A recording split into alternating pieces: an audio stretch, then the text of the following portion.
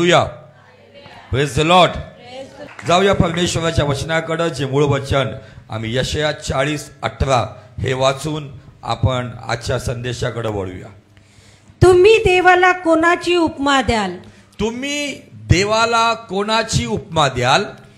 त्याच्याशी कोणती प्रतिमा लावून पाहाल? त्या देवाशी कोणती प्रतिमा देऊन पाहाल? हा प्रश्न यासाठी आलेला आहे कारण जग आणि जगाच्या पद्धतीने जो तो आपल्या देवाची उपमा किंवा आपल्या देवाची प्रतिमा आपल्या कुवतीप्रमाणे किंवा आपल्या कल्पनेशक्तीप्रमाणे करत आहेत. पण आम्ही ज्या देवाला ओळखतो, आम्हाला ज्या देवाचा अनुभव आहे, आमच्या ज्या देवाने तारण केलेलं आहे, त्या देवाची तुलना करू शकत नाही ना त्याला कुठली उपमा देऊ शकत. तर आम्ही केवळ त्याची स्तुती, प्रशंसा आणि आराधना करू शकतो. देव आमची तुलना कशाशी करतो, देव स्वतःची तुलना कशाशी करतो, याही गोष्टीकडे पाहत असताना आम्ही आता वनस्पतीकडे वळलेलो आहोत. वल्ली जे म्हणतात तिथं वळलो असताना त्यांनी अंजिराच्या झाडाशी आमची तुलना केली. आणि आता एक सुंदर रेव्हलेशन मी तुम्हाला देऊन एका विशेष गोष्टीकडे घेऊन जाऊ इच्छितो. ज्या ठिकाणामध्ये बायबलमध्ये प्रभूची ओळख किंवा परमेश्वराची ओळख यहोवा राफा म्हणून झाली, पण ती यहोवा राफा नावाची ओळख का झाली, त्याच्यासाठी एक घटना तिथं घडली ज्याला कारणीभूत झाडच आहे.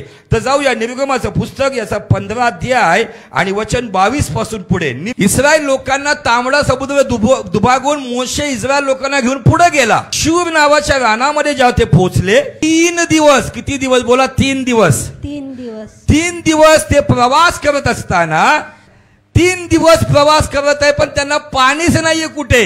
मारा नावाचं एक ठिकाण आहे, तिथं पाणी आहे पण पाणी फार कडू असल्यामुळे पिवाना त्यांना. मारा म्हणजे कडू. मोशेने लोकांच्या कुरकुरीकडे लक्ष दिलं नाही तर त्यांनी परमेश्वराचा धावा केला. तेव्हा परमेश्वराने मोशेला एक झाड दाखवलं. घटना कशाची माहितीये का? ही घटना बायबल सांगतं जुना करार हा सावलीप्रमाणे आहे आणि नवा करार अस्तित्व आहे. तर जुन्या कराराची सावली ही सांगत आहे की जुन्या करारामध्ये ज्या वेळेला सर्व कडू पाणी होतं, सर्व विषारी पाणी होतं, सर्व शापित गोष्टी होती, तेव्हा मोशेला देवाने सांगितलं की ते झाड पाण्यात टाक. ते झाड कापून टाकण्यात आलं. ते झाड वधस्तंभ उचलून घेऊन जाताना म्हणतं की ओल्या झाडाबरोबर असा करतात तो सुकलेल्यांचं काय. ते ओलं झाड म्हणजे येशू ख्रिस्ताचं दर्शक आहे. ते पाणी म्हणजे सर्व जगाचं पाप आणि श्राप आहे. ते इस्रायल लोक म्हणजे मानवजात आहे. या सगळ्यांसाठी पाणी होतं पण कडू होतं. पण त्या ठिकाणामध्ये ते झाड तोडून मोशेने पाण्यात टाकलं. पाणी गोड झाले. पाणी गोड झाले.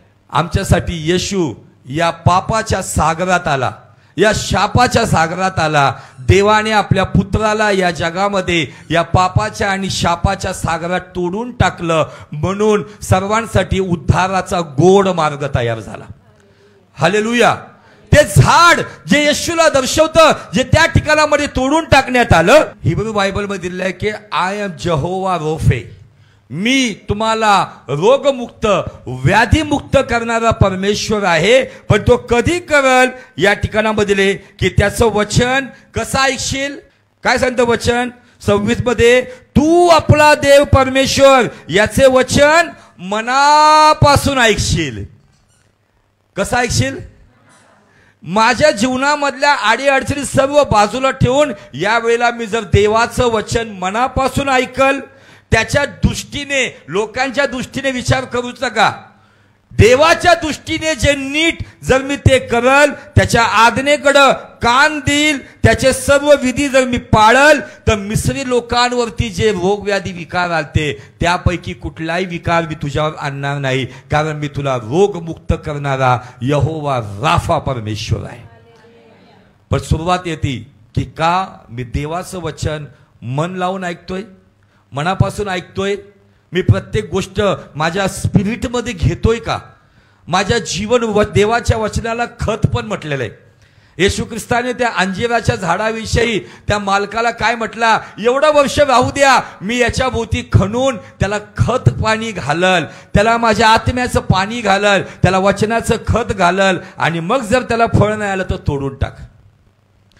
आज देवाच्या वचनाला मी किती हलक्यात घेतोय आणि देवाच्या वचनाला मी किती गांभीर्याने घेतोय, त्याच्यावरती माझं आरोग्य आणि माझे आशीर्वाद आहेत. नीतिसूत्र 16:20 सांगतं, जो देवाच्या वचनाकडे आपले लक्ष पुरवितो त्याचेच कल्याण होते. तर मला सांगू द्या, या जगामध्ये येशू ख्रिस्त येऊन गेला आणि त्यांनी स्पष्ट सांगितलेलं आहे, आकाश आणि पृथ्वी नष्ट होईल पण माझं वचन कधी नष्ट होणार नाही. त्या वचनाला मी जेवढ्या गांभीर्याने घेतो ते वचन माझ्या जीवनात तेवढं गांभीर्याने काम करतं. मला आरोग्याच्या क्षेत्रात आरोग्य देतं, बरकतीच्या क्षेत्रात बरकत देतं, शांतीच्या क्षेत्रात शांती देतं. म्हणून दावीद महाराज काय म्हणतात की देवा मी तुझ्या विरुद्ध पाप करू नये. स्तोत्र 119:11 मध्ये असं म्हणतो की देवा मी तुझ्या विरुद्ध पाप करू नये म्हणून तुझं वचन मी माझ्या हृदयात जपून ठेवले. इर्मया 15:16 मध्ये इर्मया म्हणतो की तुझं वचन जसं काय मी सेवन केलं आणि ते वचनच माझ्या जीवनाचा आणि माझ्या जीवाचा आनंद झाला आहे. जर मी वचनाकडं गांभीर्याने नाहीये त्याचाच अर्थ मी आत्मिकतेमध्ये गांभीर्याने नाहीये. Hallelujah, praise the Lord. Bible सांगतं मारा या ठिकाणामध्ये त्यांना देवाने आशीर्वादित केलं, त्या कडूपणाच्या अनुभवातून गोडपणामध्ये आणलं आणि तिथून पुढं त्यांना एलीम या ठिकाणामध्ये देवाच्या उपस्थितीमध्ये आणलं, जिथं 12 झरे आणि 70 खजुरीची झाडे हे डिसायपलशिपला दर्शवण्यात येतं. आणि हे 12 झरे, 12 गोत्र, 12 वंश त्यांना दर्शवण्यात येतं, किंवा 12 निवडलेले प्रभूचे शिष्यही म्हणू शकता. हालेलुया. ज्या वेळेला आम्ही त्या कडूपणाच्या अनुभवातून बाहेर निघतो, देव त्या गोडाव्यात आणतो, तर देवाची इच्छा आहे की आता मारा इथं जे तुला गोड मिळाले ना तेच पाणी पित राहू नको, आता एलीम कडे ये. त्या एलीम कडे सांगितले 70 खजुरीचे झाड आहेत. Hallelujah, praise the Lord. आणि आज आपण परमेश्वर आमची तुलना खजुरीच्या झाडाबरोबरही करतो, त्याकडे थोडस वळणार आहोत. जाऊया स्तोत्र 92 आणि वचन 12. नीतिमान खजुरी सारखा, म्हणजे खजुरासारखं नाही म्हटले, खजुरी म्हणजे झाड. नीतिमान, जसं आम्ही पाहिलं की नीतिमान सिंहाप्रमाणे निर्भय राहतील. देवाने जर तुमची आणि माझी तुलना गरुडाबरोबर करावी, सिंहाबरोबर करावी, मेंढराबरोबर करावी आणि खजुरीच्या झाडाबरोबर करावी, तर इथं 8 ही आहे की आम्हाला नीतिमान जीवन जगणं गरजेचं आहे. बायबल सांगतं रोम 3:10 मध्ये नीतिमान कोणी नाही, एक देखील नाही. पण याकोब 5:16 सांगतं की नीतिमानाची प्रार्थना कार्य करण्यात फार प्रबळ असते. बायबल या ठिकाणी सांगतं की नीतिमान खजुरी सारखा समृद्ध होईल. आता प्रश्न आहे, तुम्हाला श्रीमंत व्हायचंय का समृद्ध व्हायचंय? आजचं शिक्षण येत आहे, या प्रभू तुम्हाला श्रीमंत करत आहे. पण देव श्रीमंत बनवण्यासाठी या जगात आला नाही, तुम्हाला आणि मला समृद्ध, ती समृद्धी द्यायला आलेला आहे. आणि त्या समृद्धीमध्ये फक्त धन नाहीये, तर त्या समृद्धीमध्ये देवाची कृपा आणि देवाचा आनंद आहे. म्हणून तुमच्याकडे जे आहे ना त्याच्यामध्ये जर तुम्ही आनंदात आहे ना, तर देवाला धन्यवाद द्या की तुम्ही समृद्ध आहे. कारण भले भले श्रीमंत लोक रात्री 500 रुपयाची रस्तील नावाची झोपेची गोळी खाऊन पण झोप येत नाहीये. श्रीमंती झोप येऊ देत नाहीये, पण समृद्धी फरशीवर पण डोकं टेकल्यावरती झोप देते. Hallelujah, praise the Lord. नीतिमान खजुरीप्रमाणे समृद्ध होईल. पण त्या खजुरी बरोबर देव तुलना करत असताना खजुरीचं झाड कुठं दिसतं आम्हाला मोस्टली, तर ते वाळवंटात त्याची ओळख आहे. ज्या एलीम या ठिकाणामध्ये ज्या वेळेला परमेश्वर मोशेद्वारे इस्रायल लोकांना मारा या ठिकाणातून पुढे घेऊन गेला, बायबल सांगतं त्या एलीम या ठिकाणामध्ये 12 झरे आणि 70 खजुरीचे झाडं होते. आणि मला सांगू द्या की जर अरण्यामध्ये वाळवंटामध्ये एक जरी खजुरीचं झाड असेल तर तिकडं भटकलेल्या व्यक्तीसाठी ते जीवन देण्यास कारण ठरतं. कारण त्याच खजुरीच्या झाडाकडं जीवनी पाण्याचा उगम असतो. आणि ते खजुरीचं झाड तुम्ही आणि मी आहे. आज जगाच्या वाळवंटात लोक भटकत आहे. तुम्ही जर ते खजुरीचं झाड म्हणून या जगामध्ये असाल तर भटकलेला व्यक्ती तुमच्याकडे येईल आणि तुमच्यातून येशू म्हटलेल्या जीवनी पाण्याचा अनुभव घेऊन त्याचं जीवन बदललं जाईल. खजुरीचं झाड वाळवंटामध्ये एक जरी असेल ना तर ते अनेक किलोमीटरवरून दिसतं. आणि मला सांगू द्या की या खजुरीच्या झाडावरती इतकं परमेश्वराचं सामर्थ्य, इतकी देवाची कृपा त्या वाळवंटात असणाऱ्या झाडावर असती. किती मोठं वादळ आलं सगळे झाडं गायब होतात, पण खजुरीचं झाड दमदार रीतीने उभं राहतं. कारण त्याची मुळं पाण्याचा वास घेत पूर्ण लांबपर्यंत गेले असतात. म्हणून तुम्ही कधी न्यूजमध्ये ऐकलं का वादळ आलं आणि खजुरीचे झाडं पडून गेले. आंब्याचे झाडं पडतील, लिंबाचे झाडं पडतील, आंब्याच्या झाडाला कीड लागल ना खजुरीच्या झाडाला ना खजुरीला कीड लागल. कारण खजूर वाळल्यानंतर खारीक होतं आणि त्याच्यामध्ये पौष्टिक गोष्टी आहे हे डॉक्टर आणि सायन्स आम्हाला सांगतं. त्याच्या फळामध्ये एवढी ताकद आहे. आणि तो देव काय म्हणत आहे स्तोत्र 92:12 मध्ये, नीतिमान खजुरीप्रमाणे समृद्ध होईल. आम्ही त्याची तुलना करू शकत नाही, पण तो आमची तुलना करत आहे खजुरी बरोबर. खजुरीचं झाड हे 12ही महिने हिरवगार असतं. इतर सर्व झाडं आपला जीव सोडून टाकतात. त्याच्याबरोबर थोड्याशा पावसामध्ये आलेले झाडं फुलं त्या परिस्थितीमध्ये अवर्षणाच्या काळामध्ये ते सुकून जातात, नाहीसे होतात, जळून जातात. पण खजुरीचं झाड त्या परिस्थितीमध्ये उभं राहतं. आणि खजुरीचं झाड वाळवंटामध्ये असणाऱ्या तहानेल्या व्यक्तीला, मरण यातना असणाऱ्या व्यक्तीला, एखाद्या भटकलेल्या व्यक्तीला खजुरीचं झाड आसरा देतं. आणि ते झाड तुम्ही आणि मी आहे. ते खजुरीचं झाड तुम्ही आहे की जे लोकांसमोर प्रगट व्हा आणि लोकांना दिसा की तुम्ही ते नीतिमान खजुरीचं झाड आहे ज्यांना परिस्थितीमध्ये जीवन देण्यास समर्थ आहे. Hallelujah, praise the Lord. खजुरीच्या झाडाचे मुळं लांबपर्यंत पसरलेले असतात.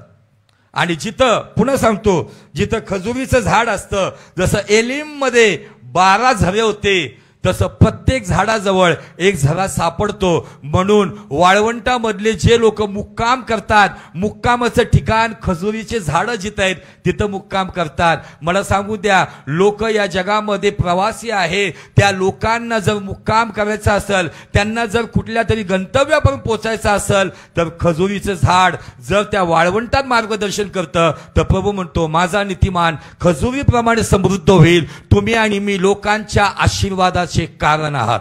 त्यांना येशू ख्रिस्त तुमच्यामुळे लाभला पाहिजे. Hallelujah, praise the Lord.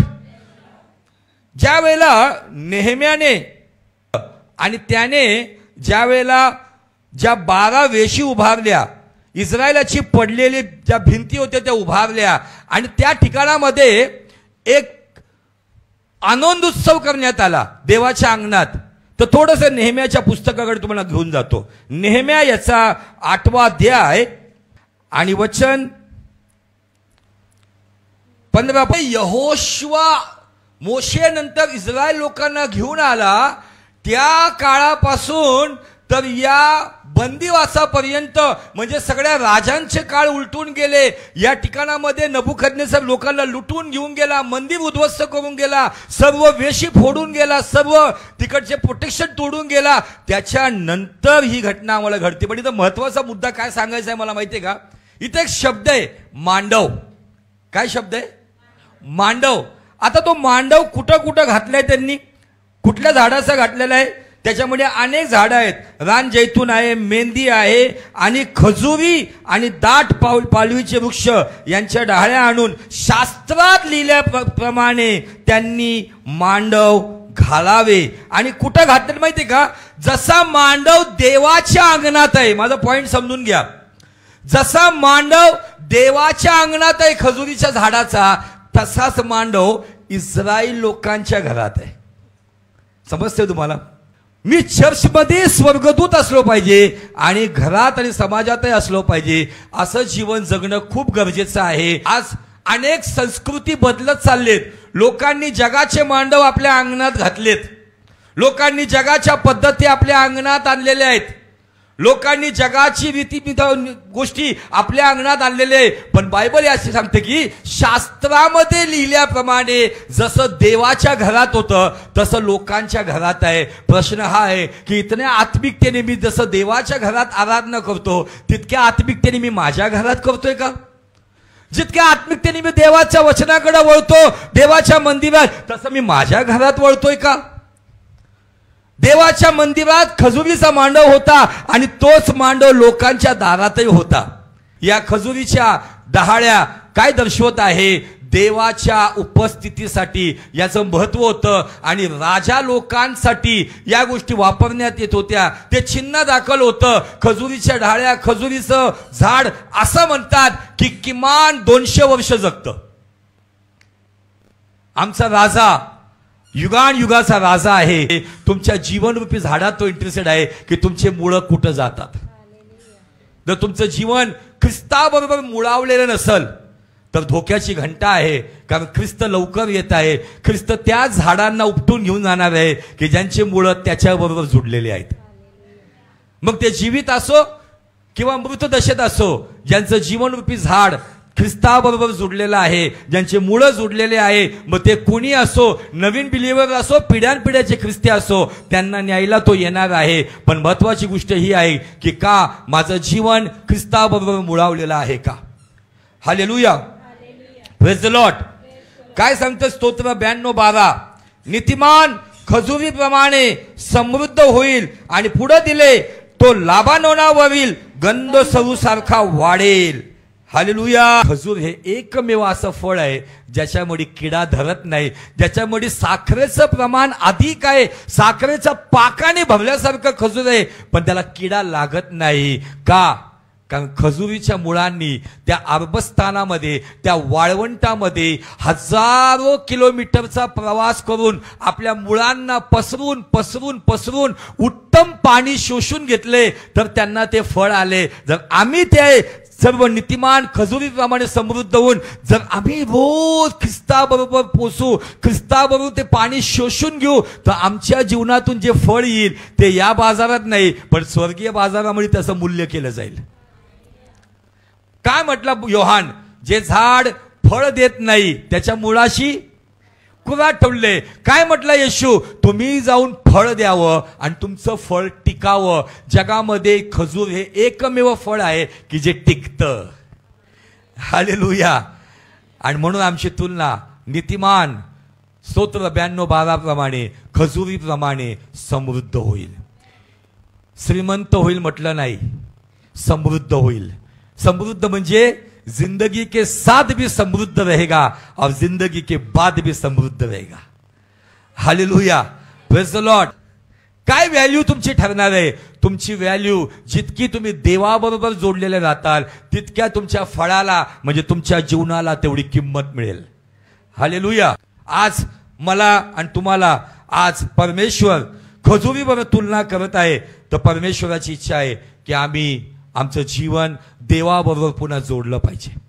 तुम्हाला आज निर्णय घ्यावा लागेल, तुम्हाला आज समर्पण करावं लागेल, तुम्हाला आज देवाबरोबर पुन्हा आपली नाळ जोडावी लागेल आणि पश्चाताप करून आज या नवीन वर्षाचा हा 3रा महिना सुरू झालाय तरी सुद्धा नवीन वर्षामध्ये जे करार मी देवाशी केले होते ते करारास मी प्रामाणिकपणे जीवन जगत नाहीये. हरकत नाही. बायबल सांगतं 3ऱ्या दिवशी एलिम नावाच्या त्या झाडाकडं परमेश्वर त्यांना घेऊन गेला आणि त्यांना आशीर्वादित केलं.